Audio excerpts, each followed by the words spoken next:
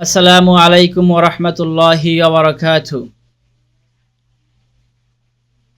মহানবী হজরত মুহাম্মদ সাল্লাল্লাহু আলাইহি ওয়াসাল্লামের জীবনী জানার জন্য এবং শেখার জন্য যে যেখান থেকে আমাদের সিরাতুন নবী পাঠশালায় অংশগ্রহণ করেছেন, আপনাদের সকলকে জানাই আল হুদা একাডেমির পক্ষ থেকে আন্তরিক অভিনন্দন। যারা বিগত পর্বগুলো দেখেছেন তাদেরকে জানাই ধন্যবাদ। যারা এখনও বিগত পর্বগুলো দেখেননি তাদের প্রতি অনুরোধ থাকবে, আপনারা অনুগ্রহ করে পেছনের পর্বগুলো দেখে আসেন, তাহলে সামনের আলোচনা জানতে এবং বুঝতে আপনাদের সহজ হবে এবং আপনারা এবং আমরা যারা আগ থেকে যুক্ত ছিলাম সবাই একই সাথে সামনের পর্বগুলো শিখতে পারবো ইনশাআল্লাহ। সিরাতের পাঠশালার ধারাবাহিক আয়োজনের আজ 34তম পর্ব। এই পর্বে আমরা জানব নবী করিম সাল্লাল্লাহু আলাইহি ওয়াসাল্লামের হিজরতের কথা। আমরা বিগত পর্বগুলোতে জেনেছি সাহাবিয়া একে একে মক্কা থেকে হিজরত করে মদিনায় চলে গেছেন। নবী করিম সাল্লাল্লাহু আলাইহি সাল্লামকে কাফেরেরা হত্যা করতে চেয়েছিল।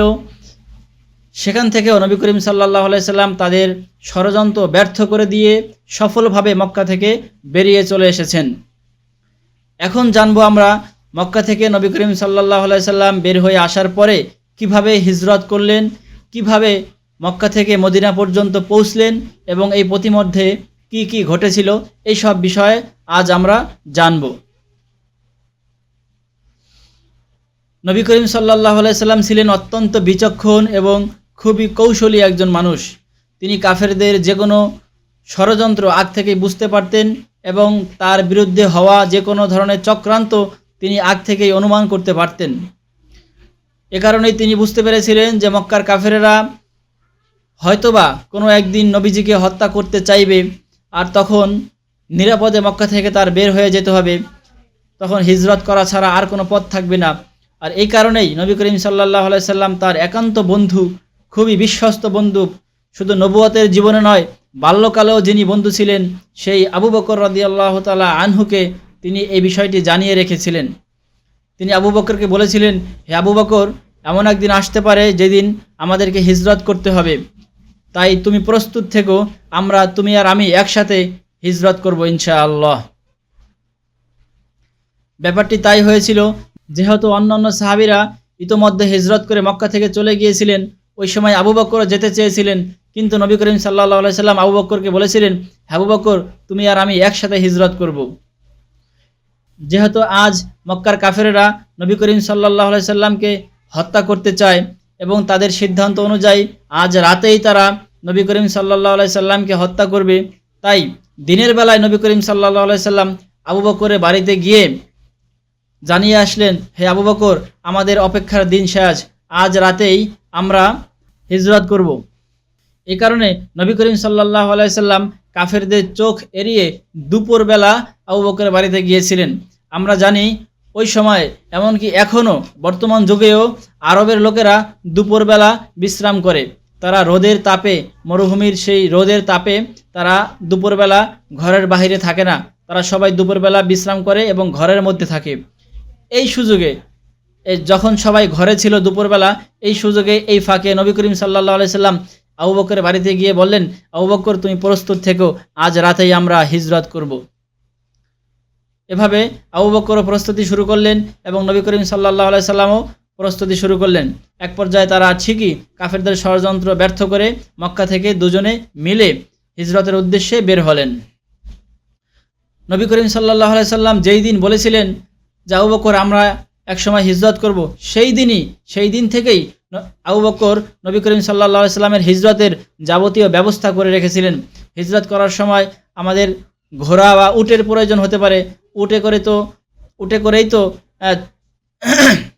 হিজরত করার সময় বাহনের প্রয়োজন হতে পারে, সেটা উট অথবা ঘোড়ার প্রয়োজন হবে।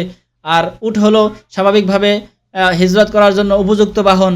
এই কারণে হযরত আবু বকর রাদিয়াল্লাহু তাআলা আনহু 2টি উট আগে থেকেই ক্রয় করে রেখেছিলেন এবং হিজরত করার সময় একজন খাদেমের প্রয়োজন হতে পারে, একজন পথ প্রদর্শকের প্রয়োজন হতে পারে, এই সকল কিছুই, এবং হিজরতের পথে আরও কি কি জিনিসের প্রয়োজন হতে পারে, খাবার দাবারের প্রয়োজন হতে পারে, সব কিছুই আবু বকর রাদিয়াল্লাহু তাআলা আনহু অনেক আগ থেকে ব্যবস্থা করে রেখেছিলেন।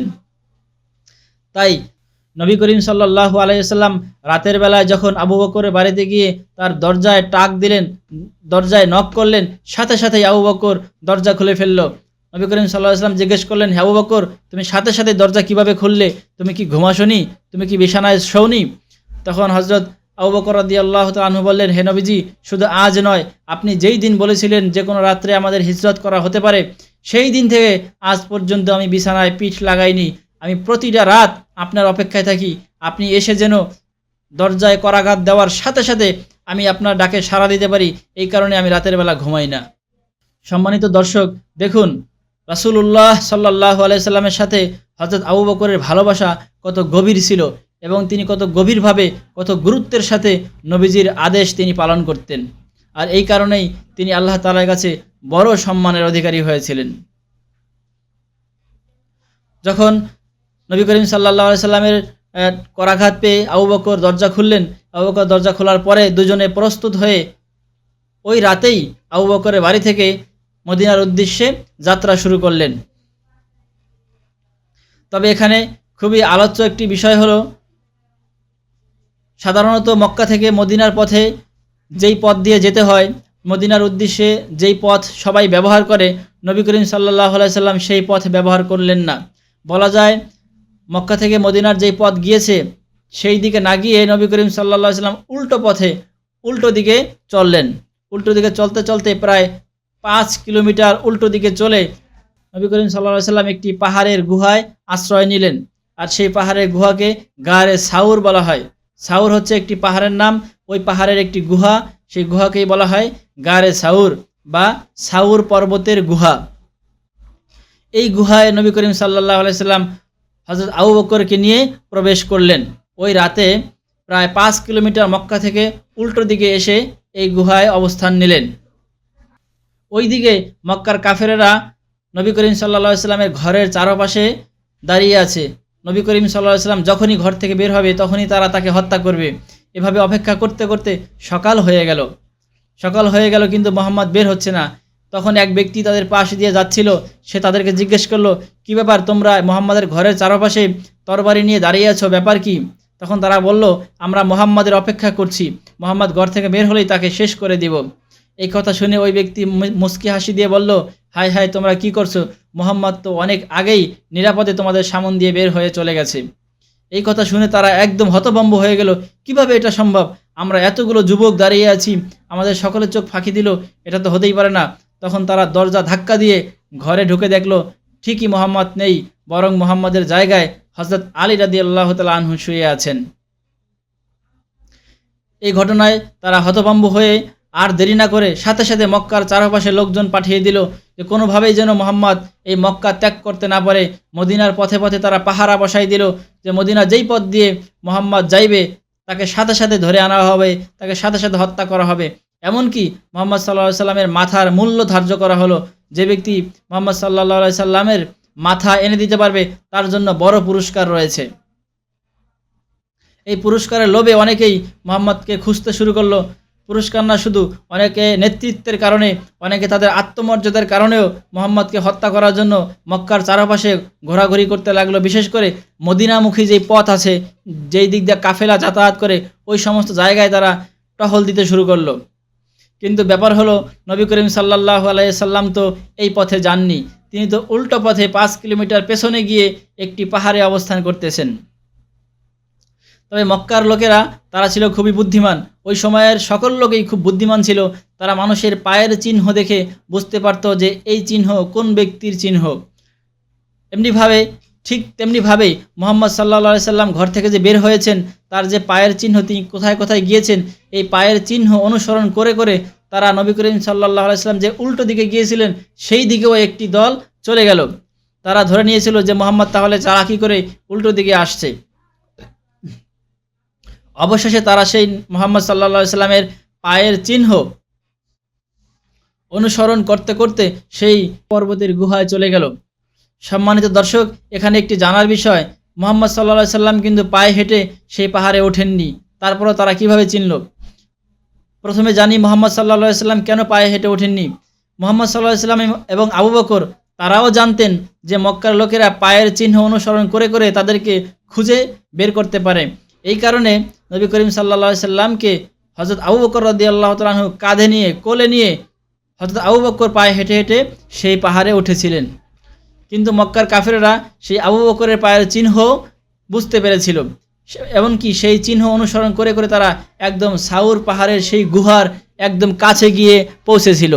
ওই সময় নবী করিম সাল্লাল্লাহু আলাইহি সাল্লাম এবং আবু বকর ওই কাফেরদের পায়ের আওয়াজ শুনতে পেয়েছিলেন এবং গুহার নিচ থেকে তারা কাফেরদের সেই পায়ের চলাফেরা তারা দেখতে পেয়েছিলেন।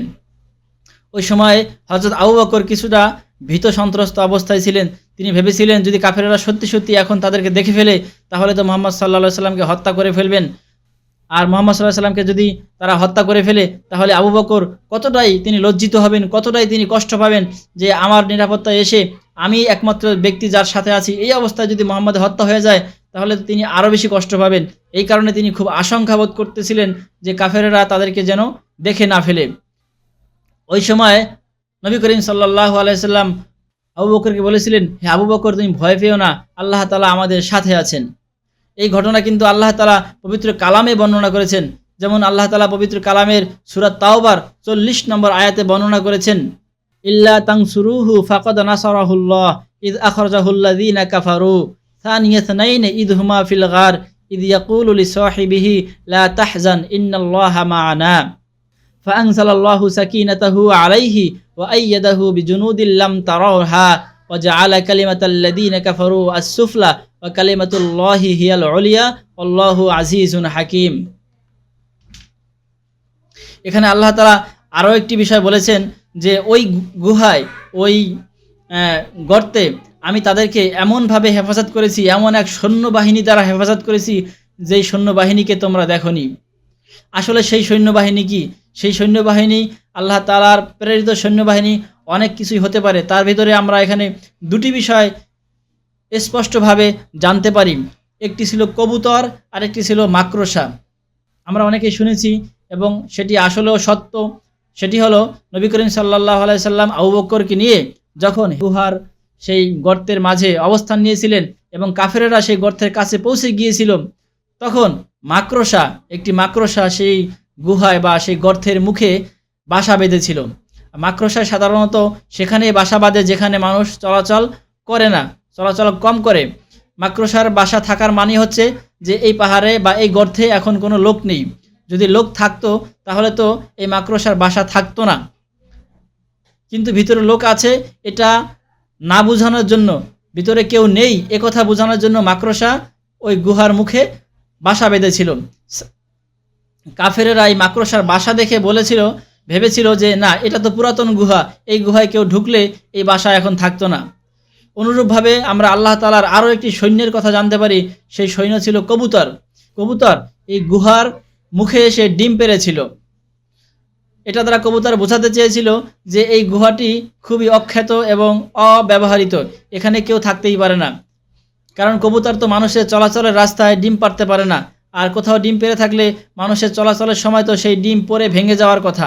যেহেতু ডিম আছে, কবুতরের ডিম আছে এবং মাকড়সার বাসা আছে, তার মানে এই গর্তে এখন কেউ ঢোকে নাই। কাফেরেরা এই ভেবে তখন সেখান থেকে ফিরে গেল। আল্লাহ তাআলা সে কথাই বলেছেন যে অদৃশ্য সৈন্যবাহিনীর মাধ্যমে আল্লাহ তাআলা তখন নবীজিকে এবং আবু বকরকে হেফাজত করেছিলেন। নবী করিম সাল্লাল্লাহু আলাইহি ওয়াসাল্লাম হযরত আবু বকরকে নিয়ে এই গুহায় 3 দিন অবস্থান করেছিলেন। 3 দিন পর্যন্ত অবস্থান করে এই গুহা থেকে বের হয়ে তারা আরেকটি ভিন্ন পথ ধরে মদিনার পথে রওনা হয়েছিলেন। সম্মানিত দর্শক, আমরা গত পর্বে জেনেছি নবী করিম সাল্লাল্লাহু আলাইহি সাল্লাম বৃহস্পতিবার হিজরত শুরু করেছিলেন, মানে তার ঘর থেকে তিনি বৃহস্পতিবার বের হয়েছিলেন। বৃহস্পতিবার যদি বের হয়ে থাকেন তাহলে 3 দিন পর কী বার হয়? সেটি হয় শুক্র, শনি, রবি, সোম। মানে 3 দিন যদি থাকেন তাহলে শুক্রবার ছিলেন, শনিবার ছিলেন এবং রবিবার ছিলেন। এই 3 দিন গুহায় ছিলেন। অতঃপর সোমবার দিন নবী করিম সাল্লাল্লাহু আলাইহি সাল্লাম সেই গুহা থেকে বের হয়ে মদিনার পথে হাঁটা শুরু করলেন। এখানেও তিনি একটি ভিন্ন পদ্ধতি অবলম্বন করলেন। নবী করিম সাল্লাল্লাহু আলাইহি সাল্লাম এবারও সাধারণ পথ না ধরে বরং একটি ভিন্ন পথ, যেই পথ সাধারণত মদিনায় যাওয়ার জন্য ব্যবহার হয় না, এই পথ ধরে, অর্থাৎ জিদ্দা শহরের সেই লোহিত সাগরের পাশ দিয়ে একটি অখ্যাত পথ, যেই পথ দিয়ে মদিনায় কেউ যায় না, এমন একটি পথ দিয়ে নবী করিম সাল্লাল্লাহু সাল্লাম হেঁটে হেঁটে সেই মদিনায় পৌঁছে গেলেন। যদিও এই পথ উল্টো হওয়ার কারণে অনেক বড় লম্বা ছিল, সাধারণ পথের চেয়ে এই পথের দূরত্ব অনেক বেশি ছিল, তবু নিরাপত্তার কথা ভেবে নবী করিম সাল্লাল্লাহু আলাইহি সাল্লাম এই পথ অবলম্বন করেছিলেন। এভাবে সফর করে করে নবী করিম সাল্লাল্লাহু আলাইহি সাল্লাম এক পর্যায়ে মদিনায় পৌঁছে গেলেন।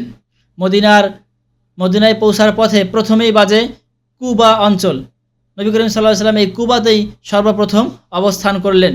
আমরা জানি মদিনায় অনেক সাহাবীরা অপেক্ষা করতেছিল। সেখানে মক্কা থেকে যাওয়া মুহাজির সাহাবীরা এবং মদিনার নিজ অঞ্চলের আনসার সাহাবীরা, উভয় ধরনের সাহাবীরা তখন অধীর আগ্রহে অপেক্ষা করতেছিল, কবে নবী করিম সাল্লাল্লাহু আলাইহি সাল্লাম মদিনায় আসবেন, কবে আসবেন। এই অপেক্ষা করতে করতে ঠিক একদিন নবী করিম সাল্লাল্লাহু আলাইহি সাল্লাম মদিনায় পৌঁছে গেলেন। ওই সময় তারা নবীজি সাল্লাল্লাহু আলাইহি সাল্লামের জন্য প্রতিদিন মদিনার বাহিরে এসে পাহাড়ের উপরে দাঁড়িয়ে দেখতেন যে কোনো কাফেলা আসে কিনা। এভাবে প্রতিদিন তারা নবী করিম সাল্লাল্লাহু আলাইহি সাল্লামের জন্য অপেক্ষা করে করে পাহাড়ে উঠে পথের দিকে তাকিয়ে থাকতেন। একদিন হঠাৎ দেখলেন দূর থেকে একটি শুভ্র কাফেলা, একটি সাদা ছোট্ট একটি কাফেলা আসতেছে। ওই কাফেলা দেখেই তারা চিনে ফেলছেন এটিই হলো সেই কাঙ্ক্ষিত কাফেলা, সেই মুহাম্মদ সাল্লাল্লাহু আলাইহি সাল্লামের কাফেলা।